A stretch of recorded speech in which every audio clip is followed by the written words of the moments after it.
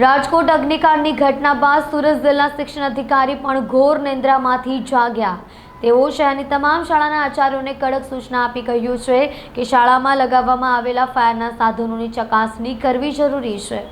સમગ્ર રાજ્યને હચમચાવી દેતી રાજકોટની ગેમ ઝોન દુર્ઘટના બાદ હવે સુરત મનપાના ફાયર વિભાગે પણ આળસ ખંખેરીને ગેમ ઝોન અને પ્લે એરિયા, મેળા વગેરેમાં તપાસ શરૂ કરી દઈ ફટાફટ બંધ કરાવ્યા છે। મનપા સંચાલિત નગર પ્રાથમિક શિક્ષણ સમિતિની શાળાઓમાં ફાયર સેફટીનું ભૂત ફરી ધૂણ્યું છે।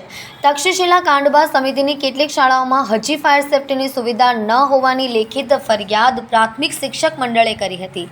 ત્યારબાદ ઘણી સ્કૂલોમાં ફાયર સેફટીની યોગ્ય વ્યવસ્થા પણ થઈ હતી। જો કે હવે ફરી એકવાર વેકેશન ખુલવામાં ગણતરીના દિવસો બાકી છે ત્યારે તપાસની કવાયત હાથ ધરાઈ છે। રાજકોટમાં બનેલી ગેમ ઝોનની દુર્ઘટના પછી સુરત શિક્ષણ સમિતિના પ્રાથમિક શિક્ષક મંડળે એક પત્ર મ્યુનિસિપલ કમિશનરને લખ્યો છે।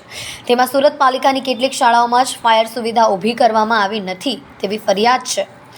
સુરતમાં 24 મે 2019માં સરથાણા તક્ષશિલા દુર્ઘટના બાદ સુરત પાલિકાએ આખા શહેરમાં ફાયર સેફટીની ચકાસણી કરી હતી। ફાયર સેફટી ન હોય તેવી મિલકતમાં નોટિસ આપવા સાથે વિવિધ કામગીરી પણ કરી હતી। જોકે આ દુઃખદ ઘટના અને 5 વર્ષ થઈ ગયા છતાં હજુ પણ ઘણી બધી શાળાઓ ફાયર સેફટી સુવિધા અને ફાયર યુનિવર્સિટી વંચિત છે।